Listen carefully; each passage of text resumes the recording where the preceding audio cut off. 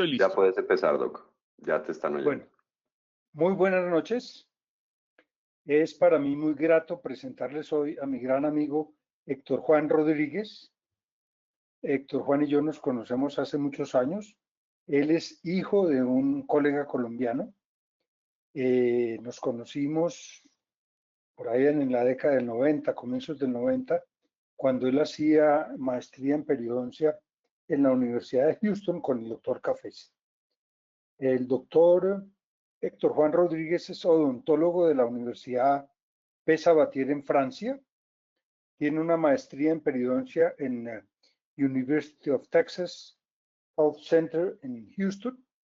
Luego tiene un PhD en la Universidad del País Vasco en España. Es investigador, es conferencista internacional y pues nacional en España y tiene una práctica limitada a periodoncia e implantes.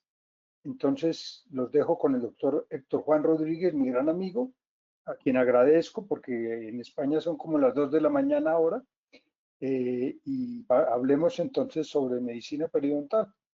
Gracias, Héctor Juan. Muchas gracias, Mauricio. Sí, nos conocimos hace unos cuantos años. Mejor no decimos cuántos, pero bueno.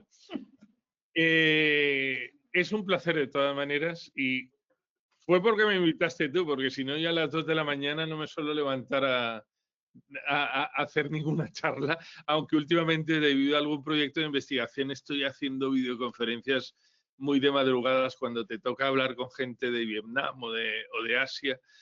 Son las 5 de la mañana aquí para poder hablar y cuando tengo que hablar con los de Hispanoamérica, pues a veces me dan las 12 de la noche, pero las 2 de la mañana creo que es la primera vez. En todo caso, muchas gracias a Unicoc también por haberme invitado y vamos a intentar pasar un rato haciendo un repaso sobre un tema que hoy en día ya no es tan novedoso. La primera vez que a mí me pidieron hablar de esto fue hace muchos años y era prácticamente, fue algo que empezó a desarrollar la Academia Americana de Periodoncia finales de los 90, comienzos de los 2000 y como veremos a través de la charla han cambiado muchos de los conceptos y eso hace que las cosas vayan cambiando. La medicina periodontal, y verán en algunos de las diapositivas, van a ver algunos de la literatura que les recomiendo. Algunas de estas, como esta que ven aquí a la derecha, es muy cómoda. A la izquierda ven una paciente que yo llevo viendo desde el año 98-99. Este implante en concreto es un BioHorizon que tiene en este momento 27 años y se mantiene en el sitio donde tiene que ser. Son pacientes, muchos de mis pacientes son pacientes de mantenimiento con muchas pérdidas óseas que muchos compañeros harían extracciones. En mi caso no, yo soy más que todo periodoncista. Esta señora, digo, hace más de 27 años que tiene la boca en un estado muy similar. Por eso es algo que tenemos que tener muy en cuenta.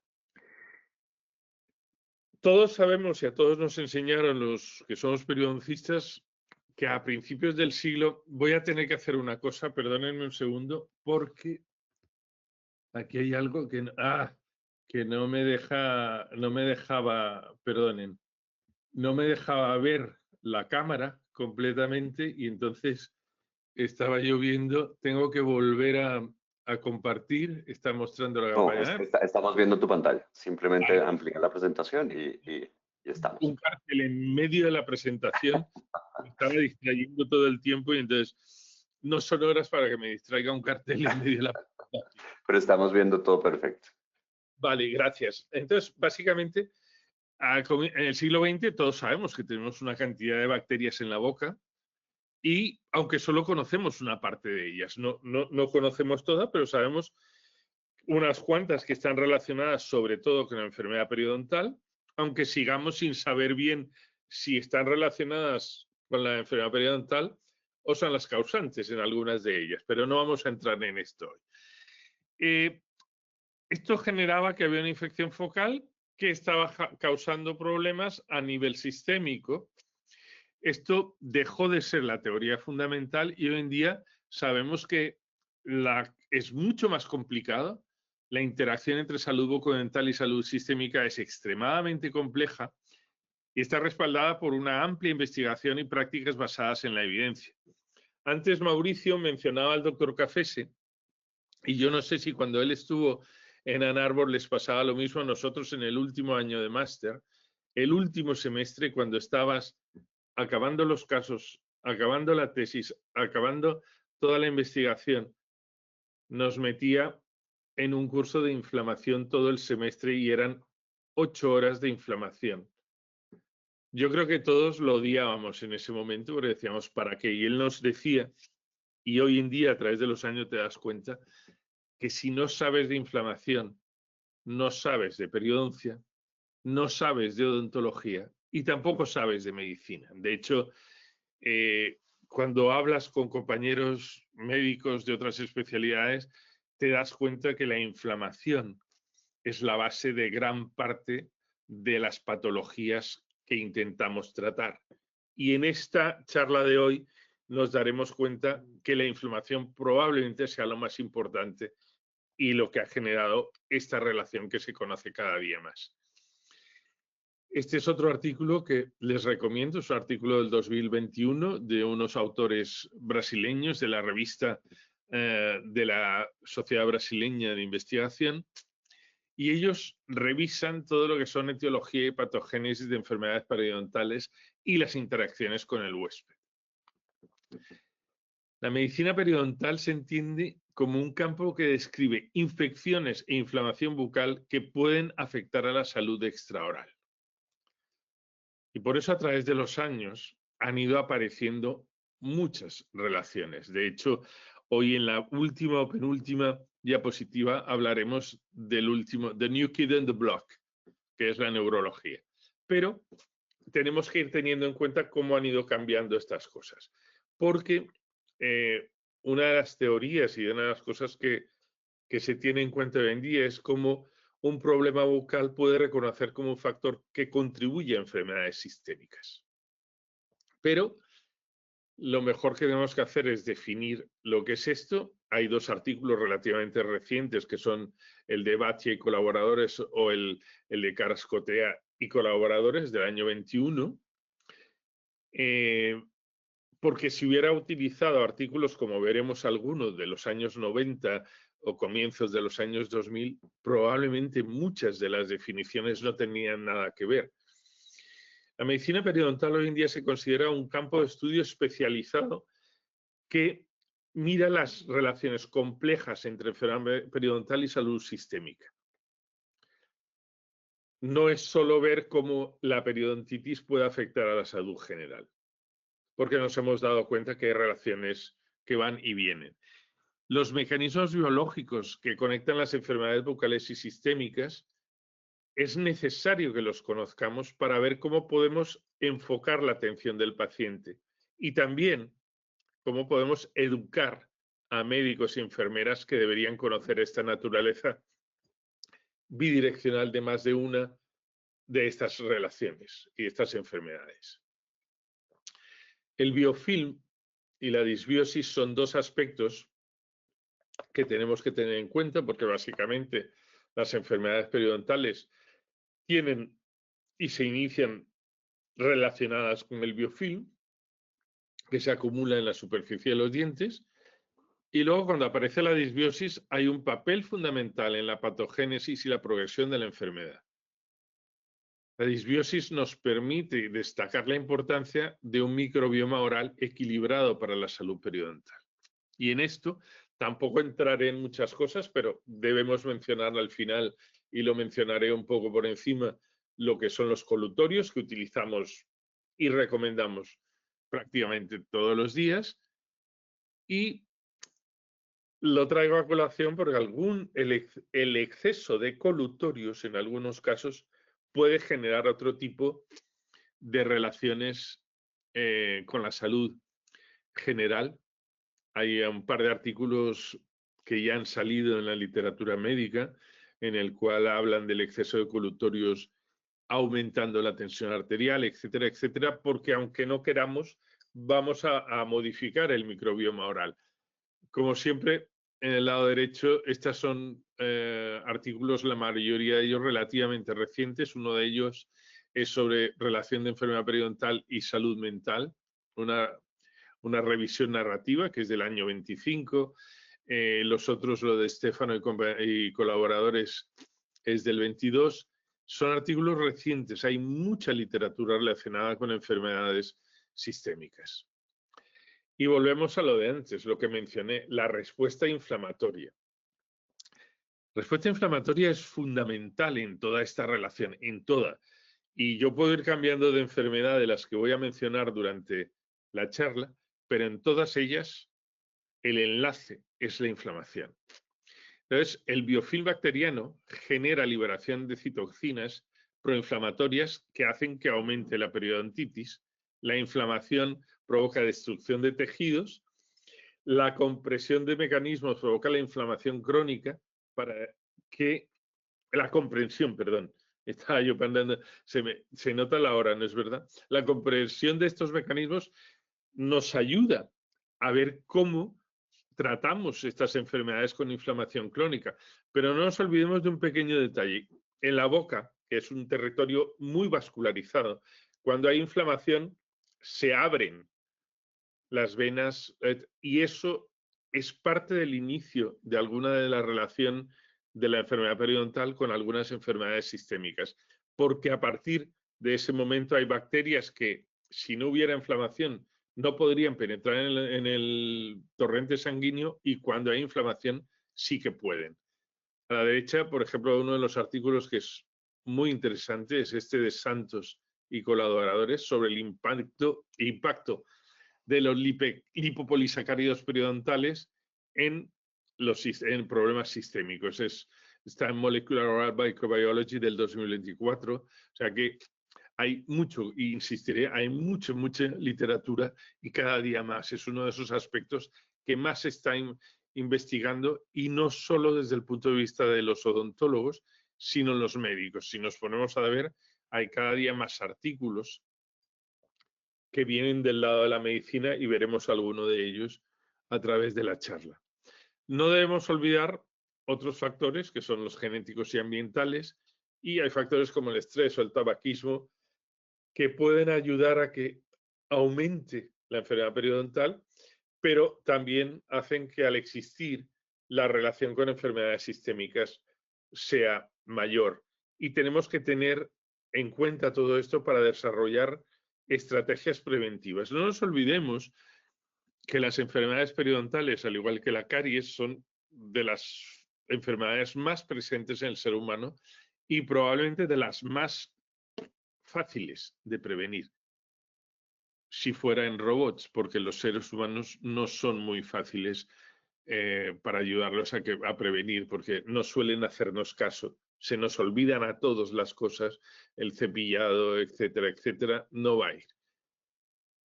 Aunque este no es uno de los temas que en la literatura el parto prematuro hoy en día suele ir de los últimos en los artículos, porque como todo se ha ido pasando de moda. A mí me gusta empezar con este porque en los años 90, finales de los 90, empezó y se empezó a saber que durante el embarazo había secreción de prostaglandinas, TNF, Tumor Necrosis Factor, y aparecían un parto prematuro con recién nacidos de poco peso. ¿Qué pasó con esto? Que hubo varios grupos, uno el de Offenbacher en Alemania, en el que no le daba demasiada importancia, aunque sí que encontró alguno, y sin embargo hubo un autor chileno, en el año 2002, hizo un estudio en mujeres embarazadas en un centro de salud, como llamamos nosotros aquí en España, o sea, gente que va a la Seguridad Social y los fueron examinando, fueron viendo, a unos les hicieron tratamiento y a otros no, y causó durante mucho tiempo las típicas pérdidas de tiempo de los congresos en el que hay uno que dice sí, el otro que no, y al final te das cuenta con el paso del tiempo que lo que hay que hacer es ciencia de calidad. Entonces, este artículo del Journal of Periodontology en el 2002 causó mucho, se habló mucho de él, era de las primeras veces que un chileno publicaba un artículo de este nivel y durante mucho tiempo se habló de ello hasta que sí que se comprobó que hay una relación entre enfermedad periodontal y embarazo. De hecho, en España, en el sistema de la seguridad social, la única enfermedad que es tratada de muy mala manera, pero que es tratada a través del sistema público es la gingivitis. A una mujer embarazada siempre le dan cita para limpiar los dientes, para limpiar la boca, 1 o 2 veces según la región en la que esté. Este es uno de los artículos que ya tiene 3 o 4 años, pero es interesante, de Stefano Corbella y compañía, en el cual hace una revisión sistemática, esa manía que tenemos hoy en día de que todo tiene que ir con revisión sistemática. No las critico, pero que todos sean revisiones sistemáticas. Haría falta volver a hacer otro tipo de investigación también. Y ellos, ¿qué fue lo que dijeron al final? Que debido a que durante el embarazo hay aumento de niveles hormonales, al mismo tiempo la placa dental reacciona a gingivitis, periodontitis, hay una relación entre enfermedades periodontales y resultados adversos del embarazo, y una mujer embarazada con mala salud de las encías corre un mayor riesgo de sufrir preeclampsia, de dar a luz prematuramente y de dar a luz un niño con bajo peso. Esto, que a finales de los 90, comienzos de los 2000, se estaba empezando a hablar de ello, está demostrado, y una de las cosas que tenemos que hacer, y en parte es nuestra obligación, no solo informar a las mujeres embarazadas, sino también a todo el personal sanitario que las atiende, ginecólogos, enfermeras, y uno de los problemas que solemos tener, y lo digo por experiencia, que no nos hacen caso. Entonces tenemos que difundirlo. Para lograr, luego cuando hablemos de diabetes, les enseñaré cuántos años tardé en empezar con una idea y llegar a que funcionara y que en España llegara a funcionar. Se necesita ser un poco evangelizador en este tipo de cosas, pero no siempre es posible. La educación para todos los profesionales sanitarios tiene que ser muy importante para que esa gente sepa por qué a veces hay problemas que no controlan. Hace un rato hablé de estrés y ansiedad, es otro de los factores que es muy importante, pero no nos olvidemos que nosotros le causamos estrés a mucha gente y es algo que hay que tener en cuenta porque directamente a veces no afecta, pero sí que afecta a los resultados de muchos de nuestros tratamientos. Y cuando hay enfermedad periodontal y hay estrés, acabamos teniendo peor salud oral. Este es otro de estos artículos que es recomendable, es del 2016. Y esto es algo que tenemos que tener en cuenta porque a veces los problemas orales no los logramos mejorar porque o bien pensamos que no hemos podido enseñar bien a nuestros pacientes, pero a veces es que el estrés de ese paciente no le permite entender los mensajes que les damos y es algo que tenemos que tener en cuenta. Esto es para distraer un poco y acordarse que uno a veces también hace cosas de hace mucho tiempo. La enfermedad por reflujo gastroesofágico. Esto, porque es interesante y hay que saberlo hoy en día, no es algo que veamos con demasiada frecuencia porque se está empezando también a pasar de moda. Cuando uno ya lleva unos cuantos años después de haber terminado la carrera, se va dando cuenta que hay cosas que se ponen de moda, aparecen, desaparecen, vuelven a aparecer, pero a veces... hace 15 años probablemente, muchos de los problemas de la boca en personas con anorexia, bulimia y lo que estábamos viendo hace un momento de reflujo gastroesofágico aparecían. Hoy se está hablando menos de ello, pero es algo que tenemos que tener en cuenta y que tenemos que ser capaces de identificarlo porque algunas de estas personas se nos puede pasar por delante y no saber a qué se debe su problema de salud oral y tenemos que identificarlo en este caso debido a su problema de salud general. La enfermedad celíaca, que es una enfermedad que ha aparecido, no es que haya aparecido ni se haya puesto de moda, pero hay quien la ha puesto de moda porque en lo que es la nutrición hay muchas ideas y muchas cosas que la gente a veces tiene en cuenta.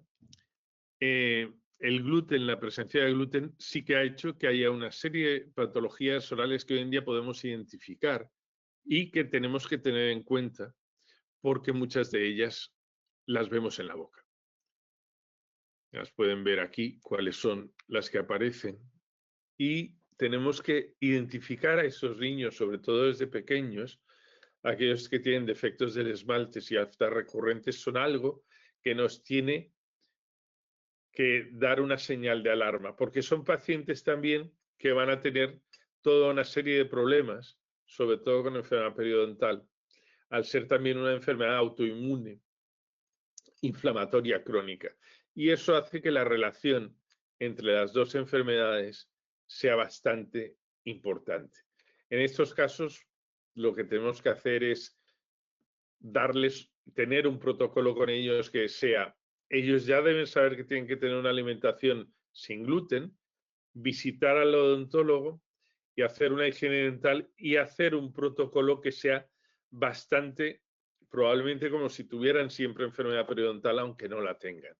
Y es algo que hay que tener muy en cuenta para que estas personas, sobre todo son niños que van crezcan con una buena salud. Y no olvidemos que tienen muchos de ellos sequedad bucal, mucha caries a veces y bastantes problemas a nivel del esmalte y en el desarrollo dental. Este fue un artículo de algo que hicimos, bueno, en realidad esto fue en televisión española, lo hicimos hace muchos años, y uno de los problemas que tienen muchas de estas enfermedades es que muchas de estas personas están sin diagnosticar. De hecho, se considera que casi el 75% de estas personas están sin diagnosticar. El odontólogo, cuando ve a estos pacientes e identifica alguno de estos síntomas, tiene que ayudar al menos para decir, por favor, pida consulta con este médico, haga esto. No tenemos por qué dar un diagnóstico porque es difícil que lo sepamos por completo, pero sí tenemos que orientar a nuestros pacientes. Este es otro de los clásicos, el síndrome de Sjögren, que creo que todos cuando estábamos en la facultad nos costaba hasta trabajo aprendernos este apellido sueco. Pero ahí tenemos que ver que la enfermedad celíaca, el síndrome de Sjögren, xerostomía. ¿Por qué es importante? Porque también en pacientes adultos,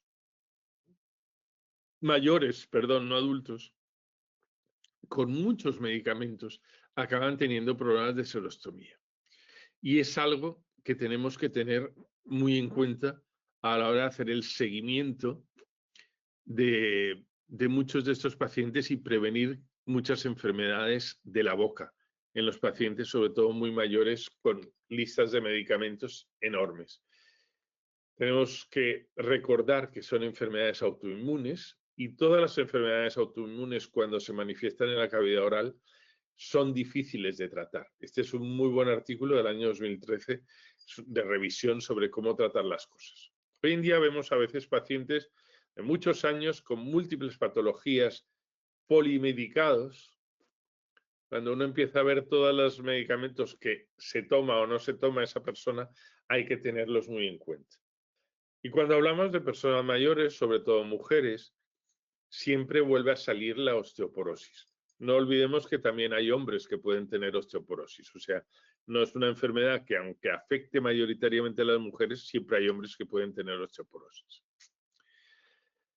Esta revisión de Chambrone es bastante interesante porque hay que recordarles a estas personas la relación con la enfermedad periodontal. Sin embargo, recuerdo cuando estaba en Houston, una profesora colombiana, cuya Gisela Anderson estuvo trabajando mucho tiempo en enfermedad periodontal y osteoporosis. No había una gran relación pero el problema apareció muchos años después debido a los bifosfonatos. Se empezaron a utilizar, el bifosfonato afortunadamente está en la parte del péndulo, lo estaban utilizando para muchísimas cosas sin mayor control.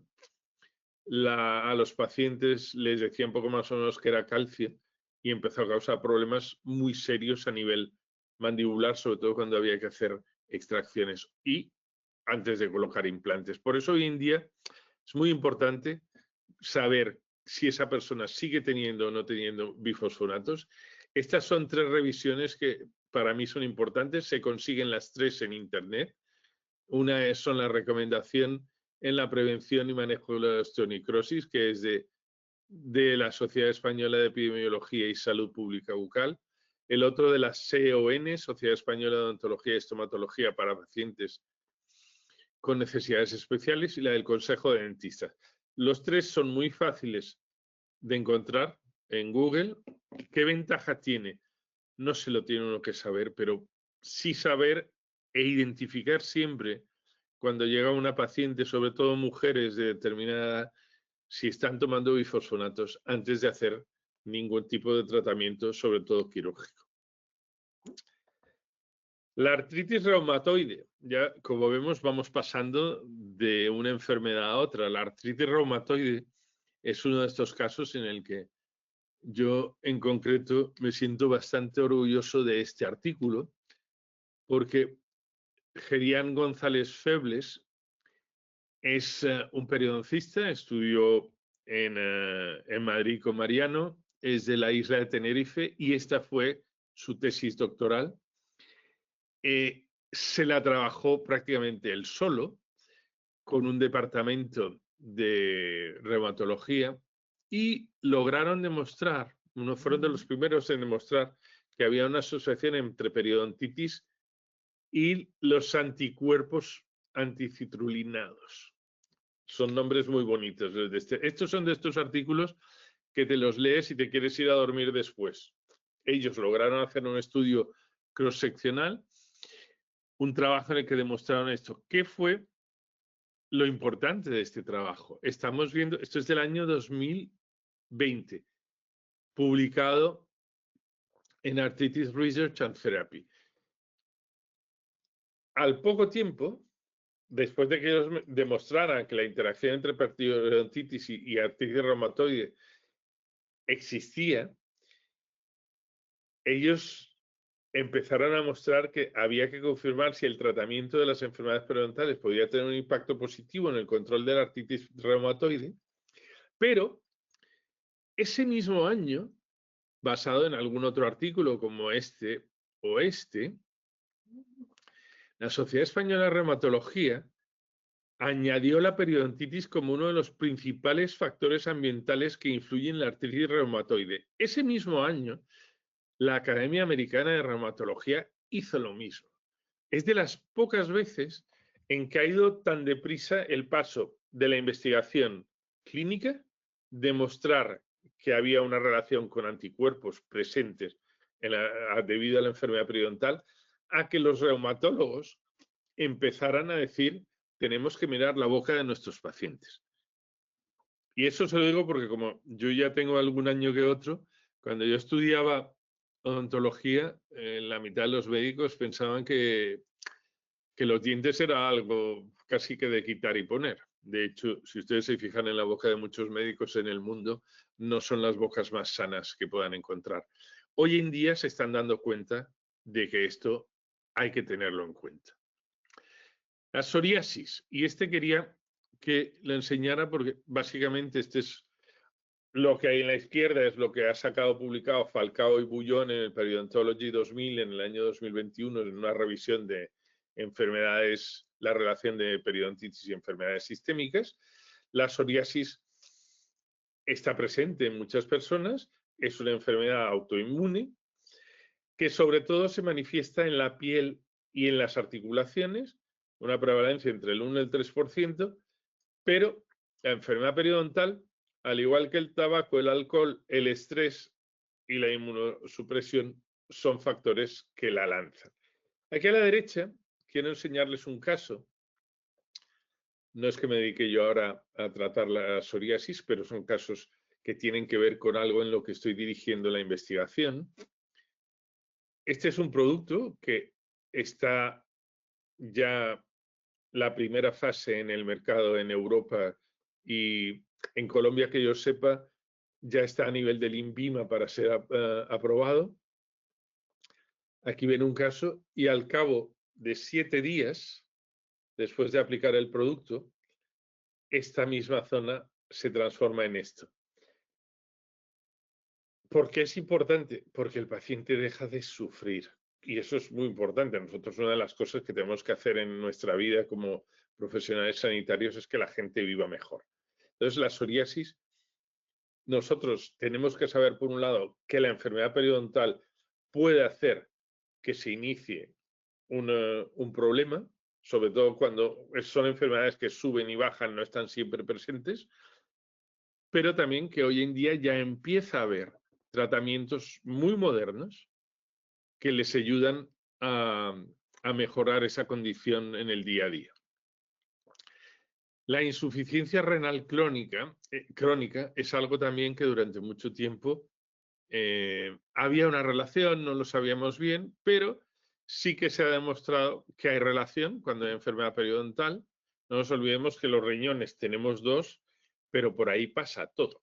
Entonces, cuando llegamos y sabemos que hay enfermedad periodontal a un paciente con problemas de enfermedad renal crónica, son pacientes muy débiles, muy delicados y no podemos hacer cualquier tipo de tratamiento, pero es importantísimo que lo sepamos y sobre todo que evitemos que tengan enfermedad periodontal. Las enfermedades pulmonares, esta es de las que yo me acuerdo estando en tercero o cuarto de carrera, en el hospital en el que yo estaba, pues yo estudié odontología en Francia, en el que medicina y odontología era el mismo primer ciclo, pasaba lo que se llama un concurso de oposición. En primero de carrera éramos 1.400 y en segundo éramos 140, o sea, solo pasábamos el 10% a partir de ahí al resto de la carrera. Pero luego compartíamos los pacientes, las cosas. Entonces, siempre mandaban a odontología a los pacientes que tenían problemas pulmonares o cardiológicos para que poco más o menos que los dejáramos sin dientes para que no tuvieran infecciones. El caso es que con las enfermedades pulmonares, el tiempo demostró que el problema no eran los dientes, sino la periodontitis. Y de hecho, a día de hoy lo tienen muy en cuenta. Uno de los problemas es que en los hospitales, sobre todo en pacientes que están en cama mucho tiempo, los niveles de higiene no son los mejores, nadie les limpia los dientes y demás. Durante mucho tiempo se ha intentado que en esos casos se utilicen colutorios para evitar bajar la inflamación, pero es algo que es muy difícil de mantener y muy costoso en muchos sitios. Los problemas cardiovasculares son una de las estrellas, o han sido una de las estrellas de la relación entre enfermedades periodontales y enfermedades sistémicas. Entre otras cosas, porque se empezó a ver, si tienen un familiar cardiólogo, saben que son Dios. Bueno, me río porque yo tengo alguno. O sea que, entonces, básicamente dicen las enfermedades cardiovasculares son la principal causa de muerte en los adultos. Yo les suelo contestar que es que puede que haya otra causa y deje de funcionar el corazón, pero vamos, es humor que no es leche. De todas maneras, la cardiopatía isquémica es la causa más frecuente. Lo que se han dado cuenta es que hay un porcentaje de esos pacientes en que las enfermedades periodontales generan una respuesta inflamatoria, haciendo que en el caso también de la enfermedad cardiovascular arteriosclerótica hay un problema inflamatorio y la relación entre los dos hacen que hay un grupo de pacientes que tienen problemas pulmonares que son muy importantes. Entonces, ya hay literatura de alto nivel mostrando que la prevención cardiovascular relacionada con la enfermedad periodontal es importantísima, el tabaquismo y el riesgo metabólico. Es tan importante que la Sociedad Española de Cardiología en los hospitales en los que se hace la rehabilitación postinfarto, hoy en día hay grupos para enseñarles a cepillarse los dientes, a hacer en lo posible que no tengan enfermedad periodontal. Y otra de las cosas es que los cardiólogos hoy en día están convirtiéndose un poco en endocrinos porque la relación enfermedad cardiovascular y diabetes es muy alta y todo tiene que ver con esto: obesidad abdominal, hipertensión, glucemia, triglicéridos, colesterol. Y entre todo esto, el punto de conexión muchas veces es la inflamación, de la cual hemos hablado desde el comienzo. Entonces, la prevalencia del síndrome metabólico, que era antes de los 50 años, está en los 35 años, con lo cual los cardiólogos son conscientes, al igual que los endocrinos, probablemente los más conscientes, de que hay que ayudar a que haya cambios en la manera, en el modo de vida de la población, para evitar que haya patologías probablemente mucho más complicadas después. Entonces, una de las cosas que en España se está intentando hacer es que el odontólogo ayude a diagnosticar a personas con riesgos metabólicos y remitirles a la atención médica. Eso, y esto que estoy diciendo, a veces se sale de la práctica diaria de cualquier consulta dental, en la que se mira más en qué caries tiene, qué coronas hay que ponerle al paciente, qué implante le vamos a colocar. Pero no nos olvidemos que si no tenemos en cuenta esto, lo más probable es que lo otro que vayamos a hacer no funcione igual de bien. Y vamos a entrar en la diabetes. La diabetes, y vuelvo a hablar del doctor Cafés, en el año 94 me puso a trabajar en diabetes. Yo no quería, pero empecé a trabajar en cosas de diabetes porque era muy importante. Hace un tiempo busqué unos datos sobre Colombia y entonces hay algo que hay que tener en cuenta. Estos son datos oficiales que desafortunadamente creo que se quedan cortos en lo que hay. En Colombia hay 1 millón, casi 2 millones de personas con diabetes. A nivel mundial, en Europa se considera que hay 61, en Estados Unidos 51 millones, en Sudamérica y el Caribe 32, Middle East y Norte de África 73 millones, en el sur de Asia 90 millones y en el Pacífico 206 millones. Esto está creciendo y va creciendo de manera exponencial, sobre todo por la diabetes tipo 2. La diabetes tipo 2 está mucho más relacionada con la obesidad y el sedentarismo de nuestra sociedad. La tipo 1 no, pero la tipo 1 deja de trabajar el páncreas, se declara en huelga y si no te pones insulina, falleces, básicamente. Aunque esto que nos lo enseñaron a todos, luego está la diabetes del embarazo, hoy en día podemos decir que hay un mix, hay tantas cosas. En los últimos, desde los años 90 que empecé yo a trabajar en diabetes hasta ahora, yo llevo 30 y tantos años, el diagnóstico ha cambiado enormemente, los tratamientos también, la tecnología está ayudando enormemente a que las cosas vayan cambiando.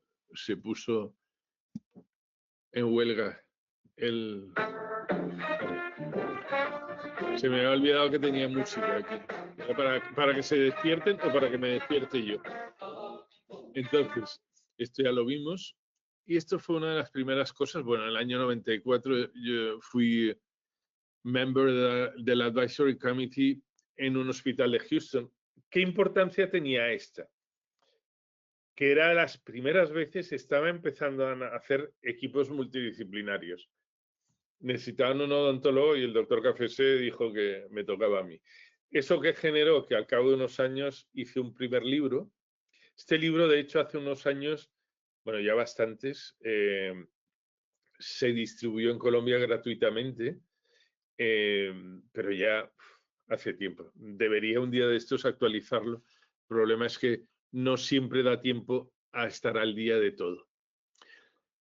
Este libro se dio eso, en consultas dentales. Y lo que decía era que hay que tener interacción con los médicos, enfermeras y todo el equipo de trabajo de diabetes. Sin embargo, esto no era nada novedoso. Los primeros artículos son de los años, este es del 54, 46. Glickman fue probablemente en Estados Unidos una de las personas más importantes hablando de los problemas de periodoncia, páncreas y niveles de azúcar. El capitán Williams también fue muy importante, sobre todo cuando empezó a hablar de diabetes en adultos jóvenes. Cuando se hablaba de diabetes en adultos jóvenes era tipo 1. Hoy en día, desafortunadamente, hay tipo 2 adultos jóvenes. A través de los años, luego llegó Taylor y la academia acabó sacando en los años 90 Diabetes and Periodontal Diseases. Basado en este artículo, son varios, en Estados Unidos están las reservas de las tribus indias y los indios Pima del sur de Arizona, en la frontera con México. Su salud depende del Estado federal. Y empezaron a darse cuenta que muchos de ellos tenían problemas de diabetes y al mismo tiempo se empezaron a dar cuenta de que tenían enfermedad periodontal enorme. Curiosamente, sus primos del lado mexicano de la frontera, que no tenían a la entrada de la reserva un McDonald's, una licorería y un sitio que hicieran tacos, y que tenían una vida menos sedentaria, cuando empezaron a ver los años después tenían menos problemas. Entonces se dieron cuenta que había una relación muy importante entre todos estos. La relación, aquí en el mapa se ve exactamente en un lado de la frontera y el otro lado de la frontera la diferencia a nivel de enfermedad periodontal y enfermedades como diabetes. Se empezaron a dar cuenta que el sedentarismo, en el caso de las tribus indias del lado americano, había un nivel de alcoholismo enorme, fue un nivel, y luego la enfermedad periodontal, que era la que menos tenían en cuenta, pero se empezaron a dar cuenta porque les miden y les medían absolutamente todos. Este es otro artículo que deben ustedes leer, que es un artículo ya del año 2012, de Prischall y colaboradores. Alfonso López Alba es mi endocrino. David Herrera es mi amigo, profesor Soren Jepsen es muy amigo, y todos ellos formaron parte probablemente de uno de los primeros artículos muy interesantes entre la relación de enfermedad periodontal y diabetes. Nosotros, estos son artículos también sobre lo mismo, lo que no voy a insistir enormemente es en las cosas que hay que hacer, pero sí que tenemos que saber que hay un puntito que se llama la hemoglobina glicosilada.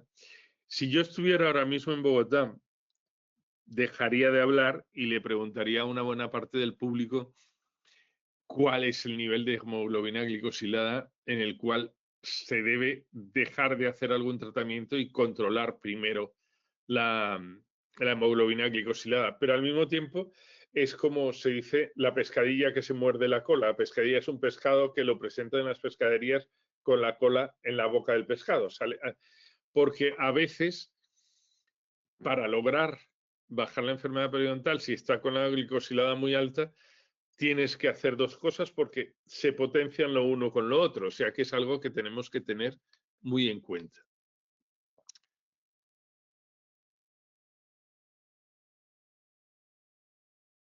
También tenemos que ver, y hay uno de los problemas cuando hablamos de implantes o de cirugía de regeneración, este es un muy buen artículo de Alberto Monge y compañía, en el cual nos hemos dado cuenta que bueno, de hecho, en una tesis que yo empecé a dirigir en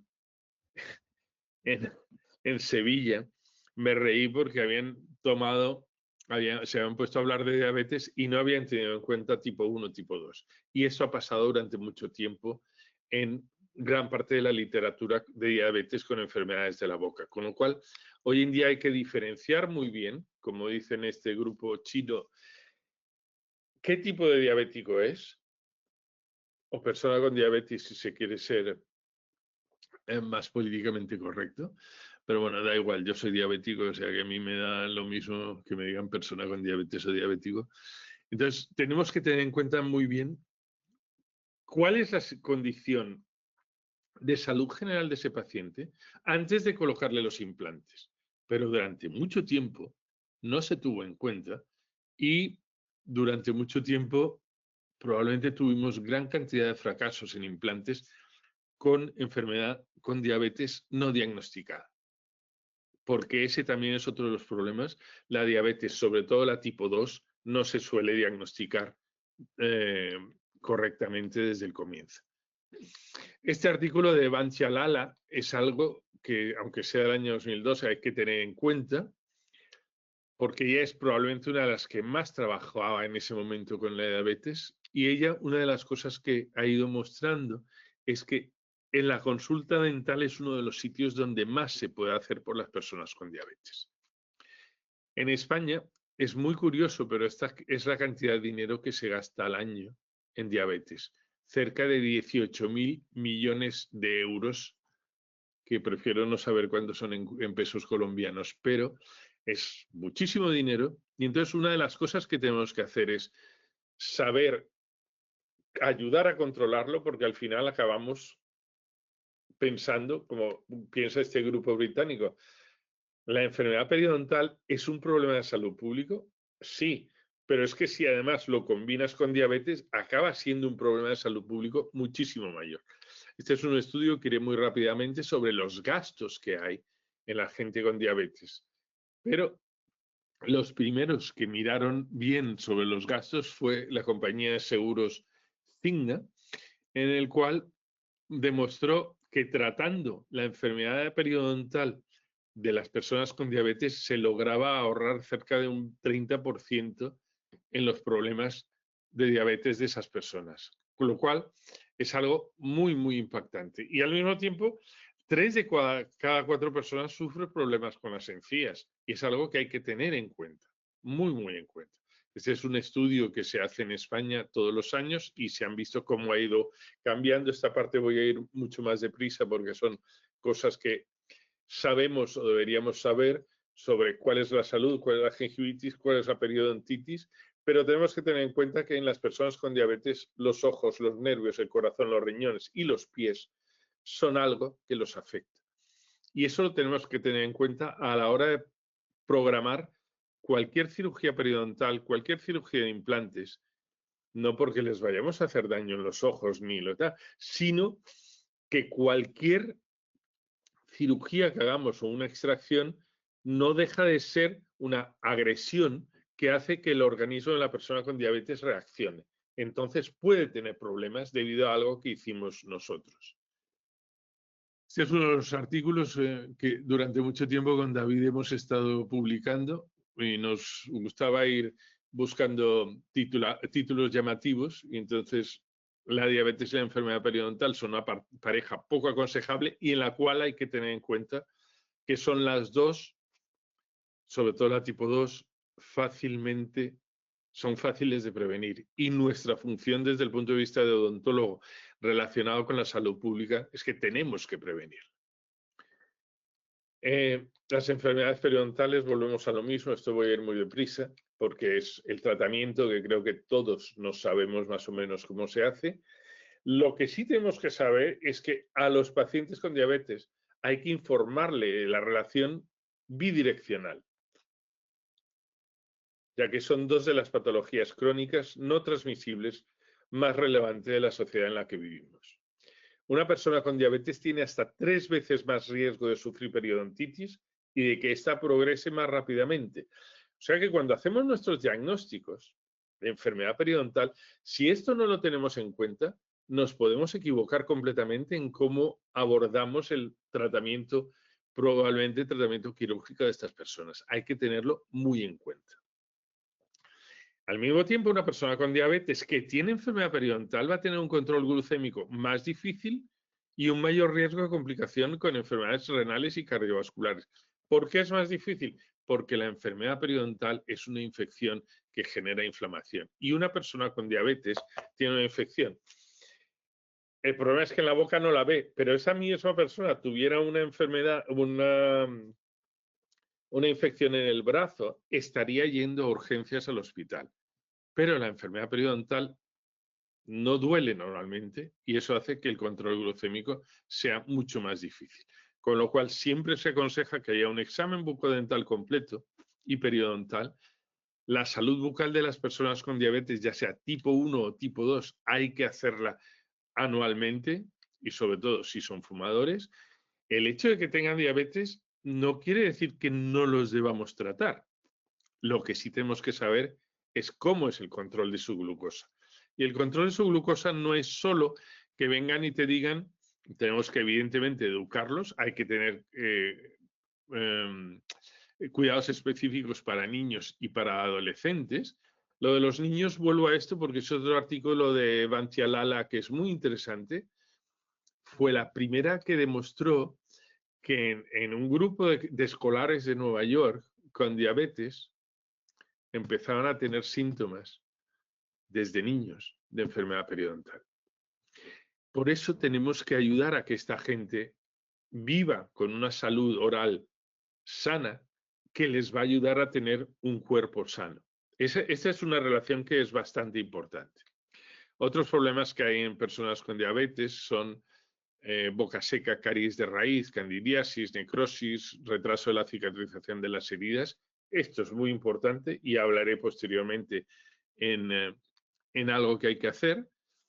¿Cómo detectar el riesgo de desarrollar diabetes tipo 2? Es muy fácil hacerlo en la consulta dental.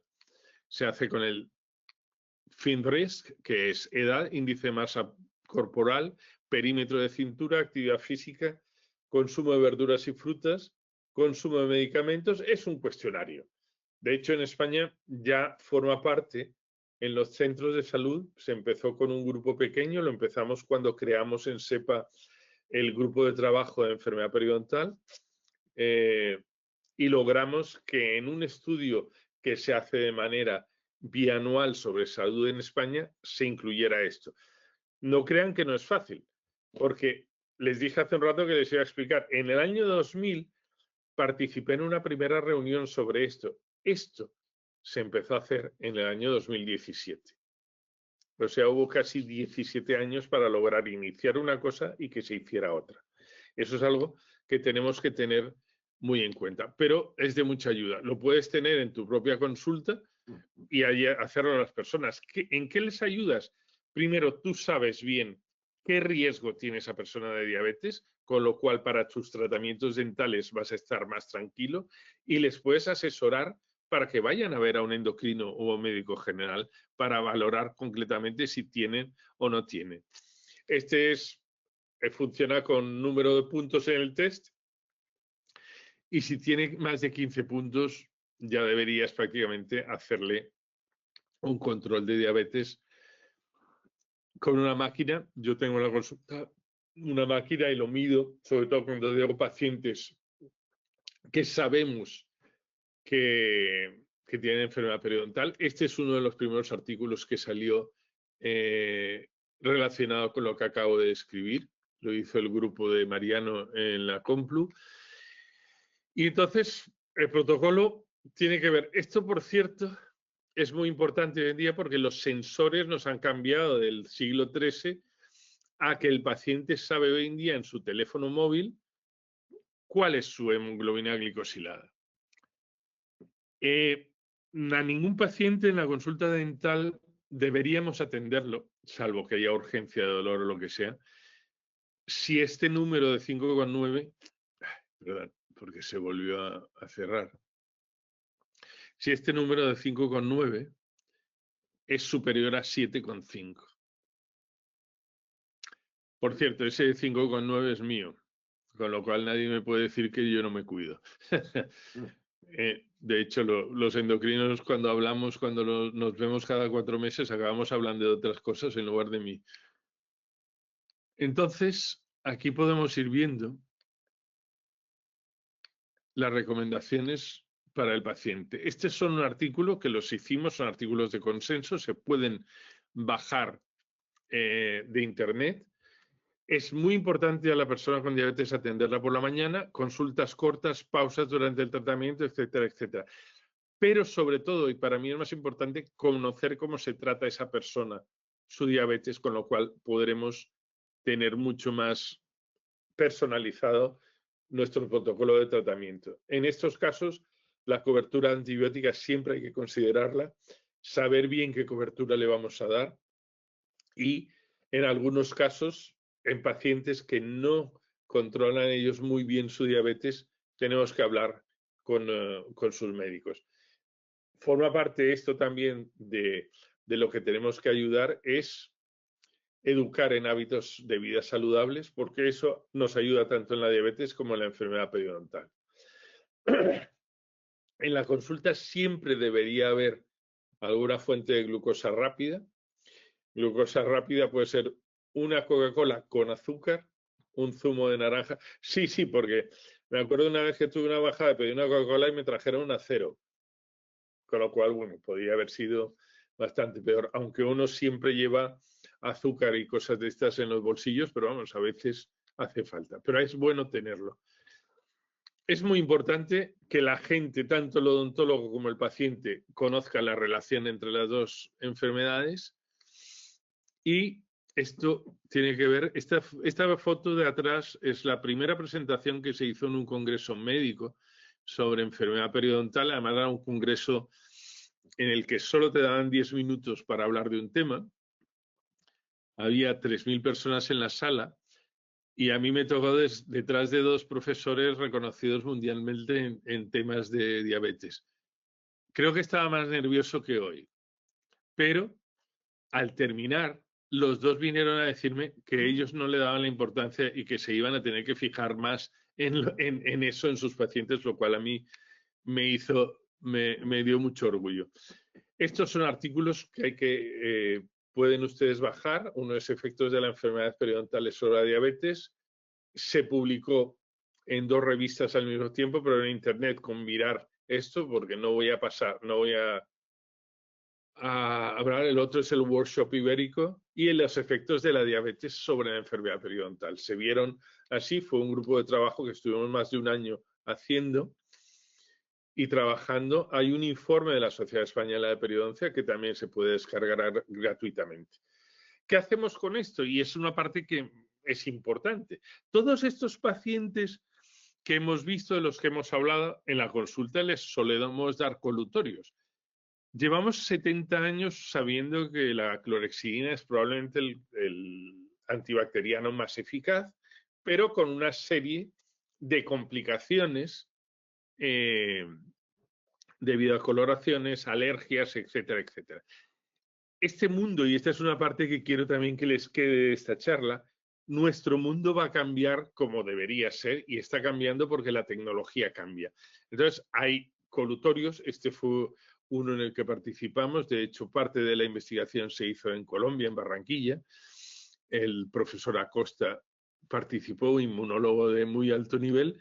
¿Y qué fue lo que se mostró? Que había nuevas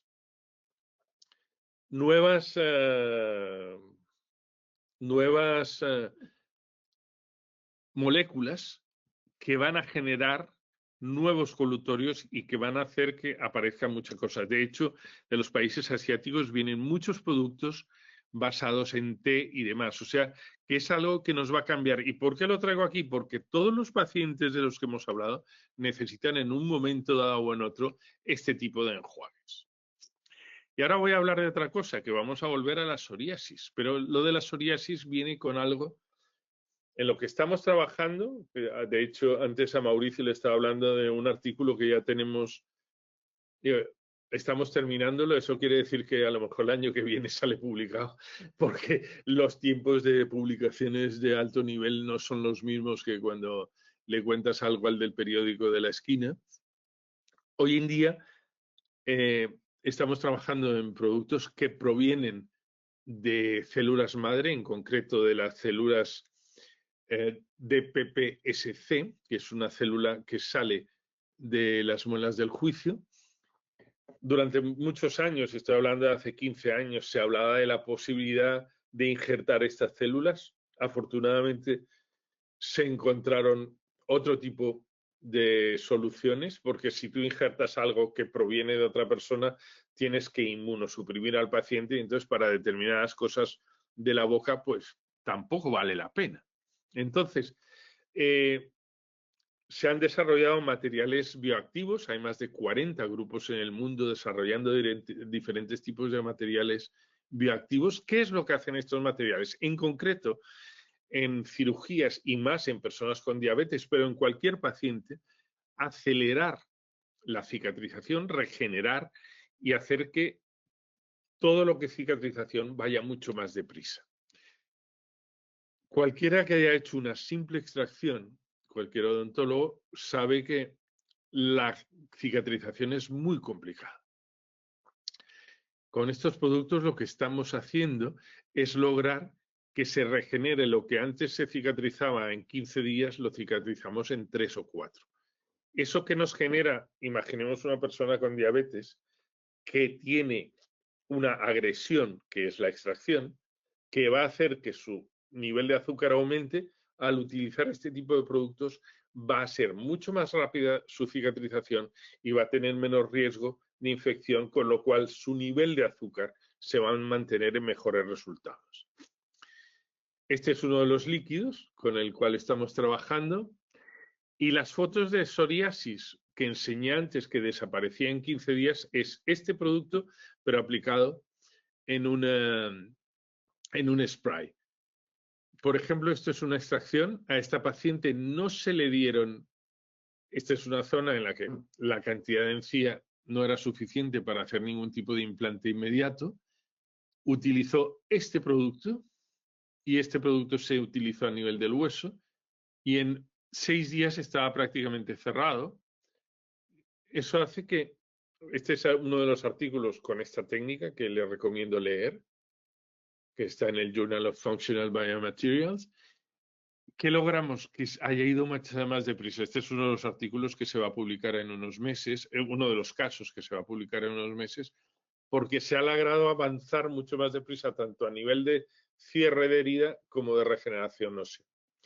Por eso, todo esto viene a colación y quiero acabar con esta cita de Pedro Bullón. Pedro fue jefe mío en la Universidad de Sevilla y el doctor Falcao hicieron esta revisión para el Periodontology 2000 en el año 2019 e inciden en algo que he intentado transmitir hoy, que es que tenemos que concienciar a los profesionales de la salud y a nosotros mismos para reducir la carga de los problemas orales en las enfermedades sistémicas.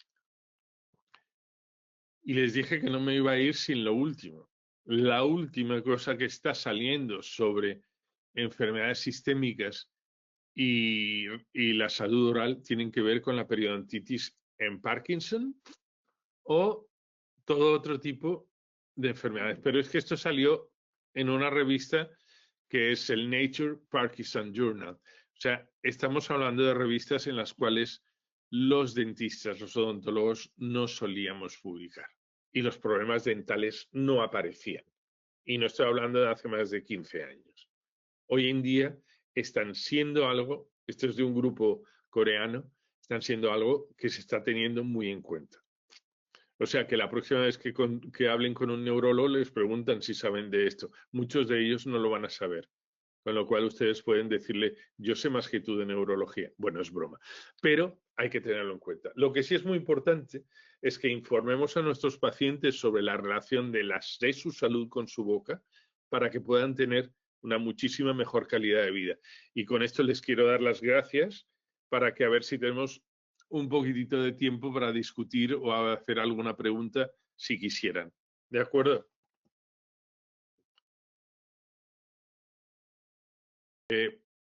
Acabo de terminar. Y como yo no veo a nadie, a lo mejor me doy cuenta que he estado hablando para mí solo durante una hora. No, aquí estamos. Aquí estamos hace rato. Todo el tiempo. Muchas gracias, Juan. Muchas Yo, gracias, Héctor Juan. a mí Yo no lo que sé me si hay gusta preguntas. preguntas, porque yo creo que lo interesante de esto son las preguntas. Es un tema muy largo y muy complejo hoy en día. Complejo, pero al mismo tiempo sencillo. Lo podríamos reducir a inflamación y punto. ¿Dónde se ven las preguntas, Juan? Mauricio, estoy viendo el panel y no tengo ninguna pregunta para los asistentes. Porfa, Si Te va tienen de alguna moda. pregunta, en el panel de preguntas las podemos recibir, pero no veo en este momento ninguna pregunta de los asistentes. ¿Hay un chat? Sí, hay un chat de preguntas, hay un panel de preguntas y hay un panel de chat, y en ninguno de los dos veo interacción. Aquí hay un par de manitos levantadas del José doctor Bedoya, José Bedoya. si nos escribe la pregunta, se la Ajá. contestamos.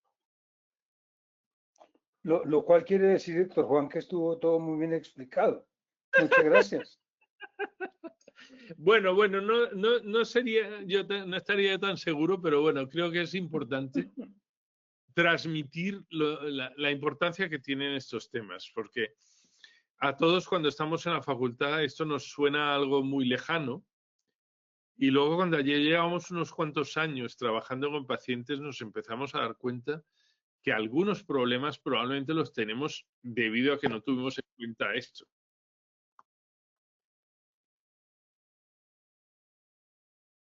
Doc, ya tenemos una pregunta, permíteme ir la agrando porque no veo bien. No, es más que una pregunta, un agradecimiento por la información de la doctora Lucía. Y en el chat tampoco veo en este momento ninguna pregunta. Ah, yo pensaba, sí, Lucía Bonici. Vale. Yo lo que sí, en caso de que alguien necesite alguno de los papers que he citado, aunque la mayoría se pueden conseguir unos cuantos a través de Internet, pero si en algún momento necesitas algo, Mauricio, me lo dices y yo te lo hago llegar. Claro que sí, Bien. muchas gracias. El doctor José Bedoya nos dice que más que una pregunta es cómo agregar algo en el área de artritis reumatoidea. No te entendí, que ¿cómo qué? ¿Cómo agregar algo en el área de artritis reumatoideo? Agregar, en el punto de vista de la información científica. Él no tiene micrófono, pero doctor Bedoya, dame 2 segunditos. Yo te, yo te puedo.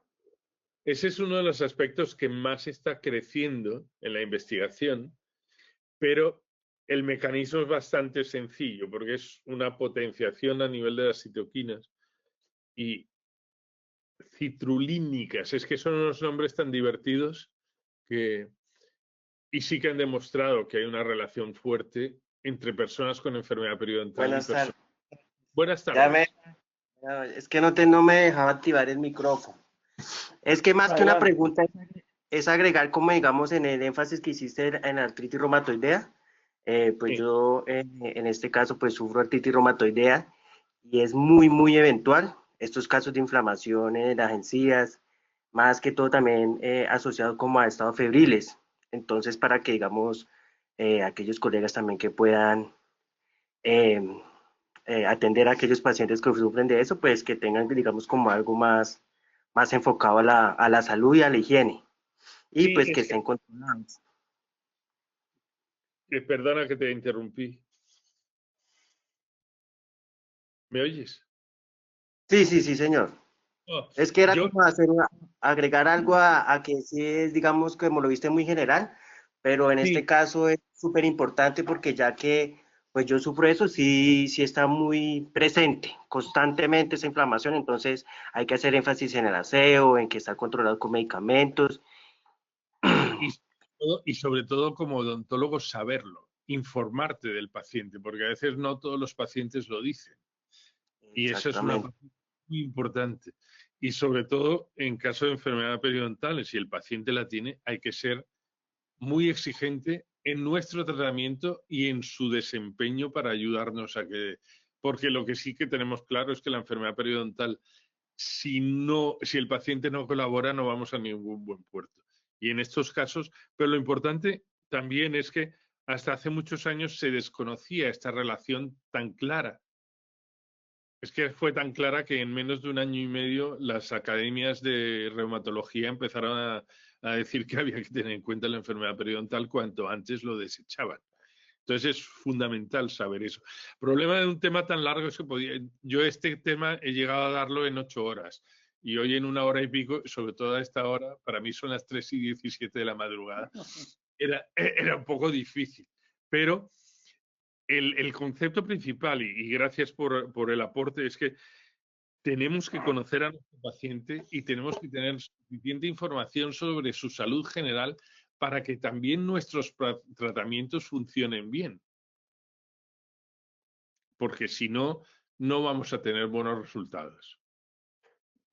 Doctor Héctor Juan, ¿tú ves las preguntas? No, lo he estado buscando porque... Lo tienes en el panel, pero tenemos un par. Si quieres, te las leo. Sí, por favor. La primera es de los pacientes. ¿Quieres que te las lea? Tenemos 3 preguntas. ¿Te las leo las 3 o quieres una por una? No, en una de estas me equivoco. Listo. De los pacientes con Parkinson, ¿cuáles son las manifestaciones orales más frecuentes? Pues básicamente lo que están ahora mismo, y eso es muy reciente, de hecho el artículo es de hace un mes y medio, es la enfermedad periodontal, la que causa problemas de Parkinson y en la que le están teniendo mayor problemas en la relación que hay entre las dos enfermedades. Si vuelvo a poner aquí este artículo en el Nature, es siempre, y normalmente es la enfermedad periodontal y las bacterias orales las que causan, en estos casos, probablemente a veces es lo que sospechan, que inicien crisis que lleven al Parkinson a aumentar. Tengamos en cuenta una cosa, que es, por eso al comienzo de la charla en un momento dado hablaba de que las venas se inflaman y bacterias que deberían estar en la boca entran al torrente sanguíneo y acaban en lugares donde no deberían estar. Y eso es lo que acaba generando muchos problemas de este tipo. Perfecto. Vamos con una de la doctora Elia Bendaño, que primero te agradece por todos sus aportes y pregunta cómo poder modular las respuestas inflamatorias cuando hay tanta variabilidad de microbiota oral. Pues creo que el día que lo sepamos seremos felices. El problema es que hoy en día, y seguimos, como dije al comienzo de la charla, tenemos tal cantidad de bacterias, pero en realidad solo conocemos una parte muy pequeña. Y algunas de las que conocemos lo sabemos porque están presentes, pero a veces no sabemos si esas están presentes porque hay enfermedad. Es como, ¿qué fue antes, el huevo o la gallina? Y esa pregunta nos la seguiremos planteando durante mucho tiempo. Entonces, lo que hay que hacer es mantener la menor cantidad de inflamación en la boca de esos pacientes y gran parte de ello lo hacemos o con tratamientos periodontales simples de raspado y alisado, muchas veces los colutorios y en algunos casos tenemos que llegar a los antibióticos, pero en general es la única manera. Es un poco como matar moscas a cañonazos, pero es la tecnología clínica que tenemos a día de hoy no está mucho más avanzada que eso. Gracias, Doc. Y finalmente, aquí te están mandando gracias y caritas la doctora Elia. Y finalmente, ¿puede explicar un poco mejor el manejo de los pacientes con periodontitis severa que presentan hemoglobina glicosidada igual o mayor a 7? A veces se dura un tiempo en que se controle la diabetes. Sí, sí. Y ese es un aspecto, a veces nos encontramos con pacientes, el número de 7.5, hay una pirámide de complicaciones en la diabetes. Una persona con diabetes que tiene una hemoglobina glicosilada superior a 7.5 va aumentando el nivel de complicaciones. Una persona que tiene 12, 13, le colocas unos implantes y se te van a ir cayendo. Y los hay muchos con 12, 13. Entonces, una periodontitis severa con alguien que tiene más de 7.5 ya es persona que prácticamente hay que empezar con antibióticos, ser lo más agresivo posible en el tratamiento periodontal, pero al mismo tiempo esa persona, y se necesita una colaboración con su endocrino o con su médico general para lograr ir controlando la hemoglobina glicosilada. La hemoglobina glicosilada es algo que se mide cada 4 meses, 3, 4 meses, depende. No es algo que se solucione de un día para otro. Entonces, normalmente una persona que tiene una hemoglobina glicosilada superior a 7,5, lo que yo hago en la consulta, es empezar a tratarle y cuando a la siguiente medición de la hemoglobina glicosilada se ha demostrado que ha bajado, ir avanzando en la parte más complicada del tratamiento. Por así decirlo, una primera fase casi que de control, antibióticos, pero si vamos a hacer algún tipo de cirugía o vamos a hacer, tenemos que esperar a que esa hemoglobina glicosilada haya bajado. Y a veces se tarda tiempo. No sé si lo explico bien, pero el 7.5 es de ahí hacia arriba. Hay que tener mucho cuidado en lo que vayamos a hacer, incluido una extracción, y de ahí hacia abajo tener cuidado. Es conveniente que esas personas lleven su aparato de medición personal a la consulta ese día, o si tienen un sensor, poderlo ver. Normalmente quien lleva un sensor hoy en día o quien lleva una bomba de insulina es gente que se cuida mucho más. El principal problema que tenemos hoy en día en muchos de estos pacientes son los tipo 2, que curiosamente los tipo 2 son los que más complicaciones acaban teniendo, porque durante muchos años no se han dado cuenta de que tienen problemas.